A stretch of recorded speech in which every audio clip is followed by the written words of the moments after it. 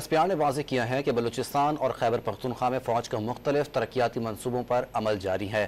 بلوچستان میں جامع scholarship program بھی شروع کیا، تعلیمی ادارے قائم کیے گئے، سڑکیں بھی تعمیر کی گئیں، مختلف منصوبوں پر کام جاری ہے۔ افواج پاکستان کی جانب سے پاکستان کے طول و عرض بالخصوص کے پی کے اور بلوچستان کے متاثرہ علاقوں میں تعلیمی وسائل کی فراہمی کے لیے جامع اقدامات کیے گئے اور اس ضمن میں مختلف تعلیمی اداروں کا قیام عمل میں لایا گیا ہے۔ خیبر پختونخوا اور خاص طور پر نئے ضم شدہ اضلاع میں 94 سکول، 12 کیڈٹ کالجز، 10 ٹیکنیکل اور ووکیشنل انسٹیٹیوٹ کا قیام عمل میں لایا گیا ہے۔ ان تعلیمی اداروں سے تقریباً 80,000 بچے تعلیم کی روشنی سے مستفید ہو رہے ہیں۔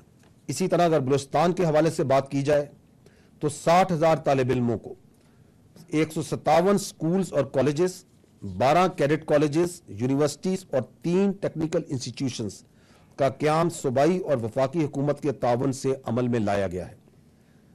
بلوچستان کے ان طالب علموں کے لیے جو ہمارا مستقبل ہے، ایک جامع اسکالرشپ پروگرام بھی شروع کیا گیا ہے جس میں ان کو پاکستان آرمی کی جانب سے تعلیم کے ساتھ ساتھ تمام سہولیات اور اخراجات بھی فراہم کی جا رہی ہیں۔ اب تک اس پروگرام کے تحت 8,000 سے زائد بلوچستان کے طالب علم مستفید ہو چکے ہیں۔